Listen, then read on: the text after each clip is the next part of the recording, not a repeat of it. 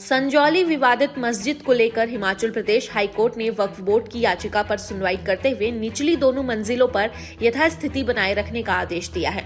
संजौली मस्जिद की निचली 2 मंजिलें ग्राउंड फ्लोर और फर्स्ट फ्लोर फिलहाल नहीं टूटेंगी, जबकि ऊपर की 3 मंजिलों को वक्फ बोर्ड की ओर से स्वयं तोड़ने की निचली अदालतों के आदेशों को बरकरार रखा है। अगर ऊपर की मंजिलें नहीं तोड़ी जाती तो नगर निगम इन्हें गिराने के लिए स्वतंत्र होगा। मामले की अगली सुनवाई 9 मार्च 2026 को होगी। वक्फ बोर्ड ने संजौली मस्जिद को गिराने के निगम कमिश्नर और जिला अदालत के फैसलों को याचिका के माध्यम से हाईकोर्ट में चुनौती दी है। अब मार्च में होने वाली सुनवाई में दोनों पक्ष अपनी बात रखेंगे। हिंदू संघर्ष समिति कई दिनों से मस्जिद के पास धरने पर बैठी थी। शुक्रवार को जुम्मे की नमाज पर यहां विवाद भी हुआ था। वहीं न्यायालय के इस फैसले का हिंदू संघर्ष समिति ने स्वागत किया है। सर देखिए, सबसे पहले मैं इस केस के बारे में कुछ आप लोगों के साथ शेयर करूं। सबसे पहले मैं आपको जो हमारी देवभूमि संघर्ष समिति है उसके बायलॉज क्या कहते हैं, मैं थोड़ा सा आपको इसको ब्रीफ करूं थोड़ा सा। देवभूमि संघर्ष समिति किसी भी जाति विशेष, धर्म विशेष या संप्रदाय विशेष के खिलाफ काम नहीं करती है, ये उसके बायलॉज में लिखा है। लेकिन जहाँ पे संप्रभुता की बात आती है तो देवभूमि संघर्ष समिति सबसे पहले राष्ट्र को रखती है, उसके बाद जो हमारे राजनीतिक लोग हैं, पॉलिटिशियंस हैं, हम उनको रखते हैं। उसके बाद हम राजनीतिक पार्टियों को रखते हैं। उसके बाद उन पार्टियों को जो लाखों करोड़ों जो कार्यकर्ता है उनको रखते हैं। और सबसे पीछे 5वें नंबर पे देवभूमि संघर्ष समिति अपने आप को रखती है। मेरा कहने का अभिप्राय ये है कि जो देवभूमि संघर्ष समिति है वो कोई पॉलिटिकलाइजेशन, कोई ऑर्गेनाइजेशन नहीं है। हम कोई पॉलिटिकली राजनीति करने के लिए यहाँ पे नहीं आए हैं। और हम ट्रिपल डी पे काम करते हैं। जो बायलॉज देवभूमि संघर्ष समिति कहते हैं कि पहला डी जो है वो डेमोग्राफी है। डेमोग्राफी चेंज होने की बात जहाँ पे होगी वहाँ पे देवभूमि संघर्ष समिति अपना काम करेगी। और दूसरा, हम डाटा के ऊपर हम बात करते हैं कि डाटा, जो भी लोग बाहर से आते हैं उनका डाटा होना चाहिए। और तीसरा, हम डिमांड की बात करते हैं, ट्रिपल डी। तो ये तो थोड़ी सी भूमिका जो देवभूमि संघर्ष समिति की हमने आपको बताई। और उसके बाद हम केस की बात अगर करें तो आप सबको विदित है कि ये केस वर्ष 2010 से माननीय कमिश्नर साहब के न्यायालय में चला। और 16 अक्टूबर 2012 को वक्फ बोर्ड ने संजौली मस्जिद कमेटी को एक एनओसी जारी की कि आप मस्जिद बनाइए, लेकिन वक्फ की लैंड पे और एमसी से मैप को अप्रूव करा के। लेकिन बड़ी हैरानी की बात है कि जब वो एनओसी जारी की गई उस समय तक वक्फ बोर्ड ने और संजौली मस्जिद कमेटी ने बिना किसी अप्रूवल के 3 मंजिलों का निर्माण कर लिया था। और अगली बार जब वो कभी जेई 2018 में जाता है तो 5 मंजिलें बन गई थी। और आपको ज्ञात होगा कि 31 अगस्त 2024 को पहली बार जो संजौली मस्जिद के लिए एजिटेशन हुआ था,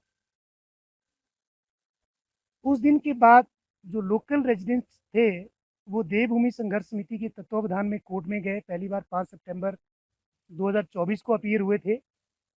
और उस समय इस केस को चलते हुए लगभग 14 बरस हो गए थे। 5 अक्टूबर 2024 को पहली बार ऊपर की 3 फ्लोर को तोड़ने का कंसेंटी ऑर्डर आया। उसके बाद 21 अक्टूबर 2024 को माननीय हाई कोर्ट ने इस केस को टाइम बाउंड मैनर में इसको ख़त्म करने का ऑर्डर पास किया। कमिश्नर ने हाई कोर्ट के ऑर्डर को मानते हुए 3 मई 2025 को पूरी मस्जिद को अवैध घोषित किया। इसके बाद 3 मई 2025 के फैसले को जब इन्होंने चैलेंज किया तो 30 अक्टूबर 2025 को एडीजे 2 के कोर्ट से पूरी मस्जिद को अवैध घोषित किया गया। और उस मस्जिद को अवैध घोषित करने के साथ साथ उनको 2 महीने का वक़्त दिया गया था, जो कि 30 दिसंबर को पूरा होना था, कि आप इसको तोड़ेंगे।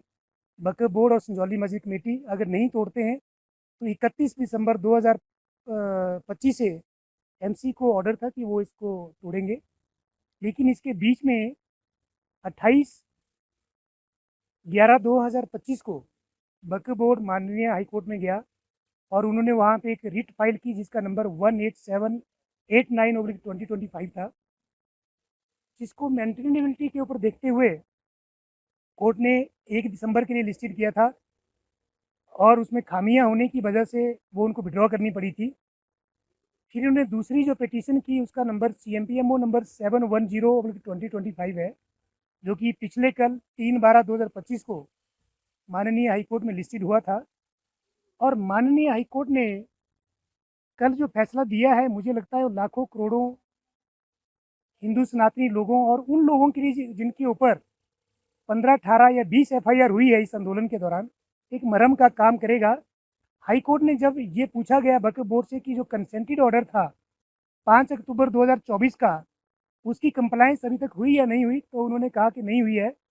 तो माननीय हाईकोर्ट ने ये स्ट्रिक्ट ऑर्डर किया है कि जो 5 अक्टूबर 2024 का जो ऑर्डर है उसको कंप्लाई करते हुए जो रिमेनिंग पोर्शन बचा हुआ है आप उसको रिमूव करें वहाँ से।